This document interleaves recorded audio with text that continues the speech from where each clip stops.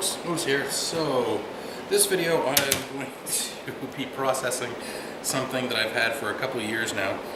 One of perhaps the best scrappers out there, EWASTE out in Australia, sent me these boards, which are quite large. So I was curious. So you see on one side they've got some gold tracings on there, but the other side completely gold plated. And I was curious, just to see, how well these would compare to things like trimmed fingers. So in this experiment, what I'm going to do is I'm going to weigh them up, and I'm going to process them with AP, and we're going to have a weigh out and see, how they roughly compare. Gold fingers, they're going to have, gold on both sides, most of them. This won't, at least not very much on one side, but it'll be, a fun experiment, see how it goes. Now, with these, what I had to do first and foremost was take the air chisel and clean off everything off the top. The less stuff you have in there contaminating your solution, the better. That's just my opinion. Keep in mind I'm not a pro.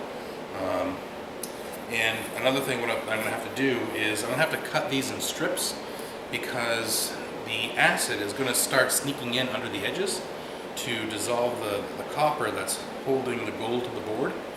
And if I put them in a bucket like this, it's going to take forever. So what I'm going to do is I'm going to cut these up into about 1-inch strips with a portaband that a good friend of mine helped me borrow. This big Milwaukee portaband here. I should make quick, easy work of those, cutting them down into strips and put them in the AP. And I don't know how long it's going to take, probably a while, because it's getting cold out here. Right now I'm heating my garage, but the average temps are around 30. So, and with that batch of trimmed fingers that I did recently, the 6 pounds of them, that took a while to fully process. Of course, part of that's because I forgot about them for a while. Anyway, so that's what we're going to do with this. So again, I want to thank EWASTE for sending these out. And again, if you're watching this channel, it's highly unlikely that you have not heard of EWASTE, but if you haven't for some reason, you got to check him out. I'm going to put a link to his channel in the description. He just posted a video recently where he brought in some ram sticks, and he had like 700 some odd pounds, some ridiculously huge amount of ram sticks that he brought in to get recycled. And it wasn't all that he had either. Watch the video, it's great. But with that and a few other things, it was like a $16,000 payout just bringing it to the scrapyard. And as he mentioned in the video, if he would have done the recovery himself, he probably could have doubled that amount of money. But again, the time and effort to process that many, I mean, there was thousands and thousands and thousands of ram sticks. So yeah, so check him out, and I'm going to cut these up and we'll go on to the next step. Alright, so I've got all those boards cut up into strips. This strip I left kind of wide because of all the little holes in the mask there. I figure the HCl won't have far to go to pull that off.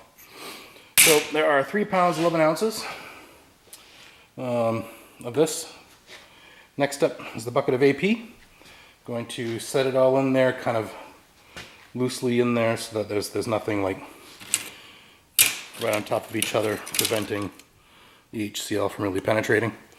So yeah, so that's the next step. That was with that portaband over there. That little baby. That made things real easy. About maybe 5 minutes. Hardest part was figuring out how to clamp the stack to the bench. Once I did that, it was just zip, zip, zip, and it's all cut up and ready to go.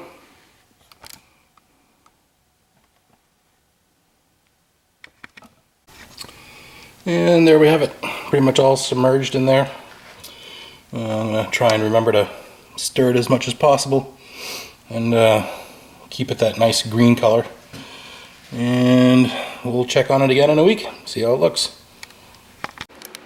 Alright, so this is the wrap-up of all those boards that looked really sexy, you know, with all the nice gold plating everywhere. Well, I haven't, so the boards are like, I'd say at least 95% cleaned of the gold plating. I've got, you know, whatever's left still sitting in the bucket, but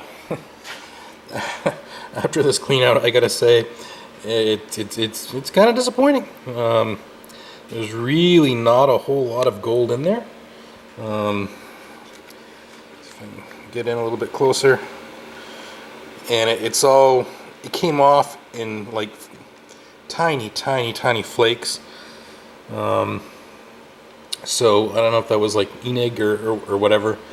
But yeah, so this, and you know, there's some debris in there as well from, you know, whatever I didn't get off the boards, which I thought I got most of it off. But yeah, so that's not really gonna be a whole lot for me to even bother trying to refine. I'm gonna wait till I have more. I'm guessing a gram or less, probably less. Yeah, I mean, this is one of those supersized filters. It's a 65 cup coffee filter. So just to give you some perspective, there's my hand. Yeah. That's how big the pile is at the bottom there. So, you know, again, it's one of those things. I mean, gold can be very deceiving. You have to remember it's one of those metals that can be pressed out so incredibly thin that you can almost see through it. But when it's on a board, it's hard to tell that. And this, well,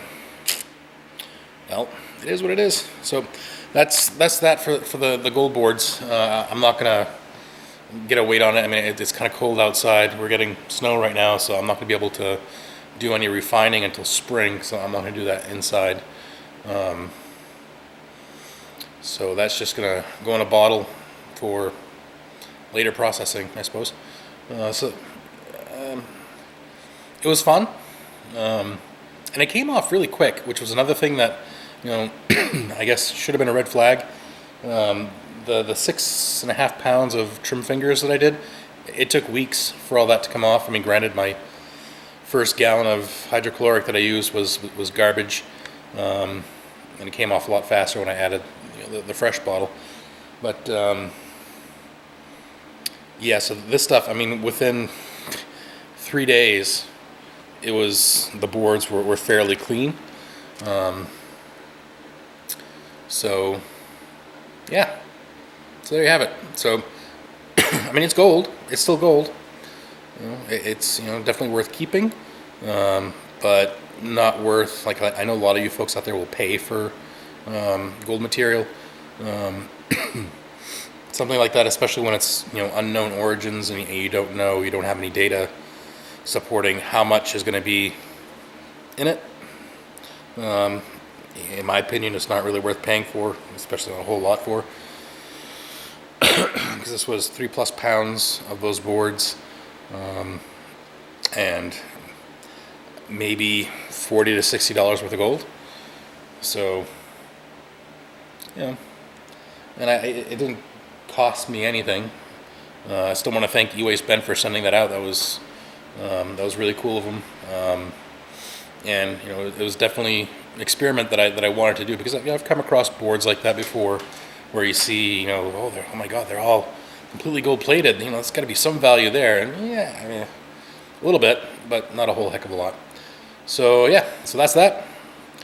And again, you know, there's just not a whole lot in that filter, and there's a lot of junk, a lot of little pieces of fiberglass, and, you know, whatever the boards themselves are made out of.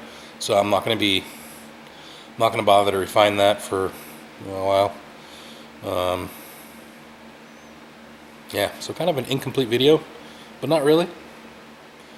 The lesson is still learned that Just because it's a lot of surface area doesn't mean it's a lot of gold.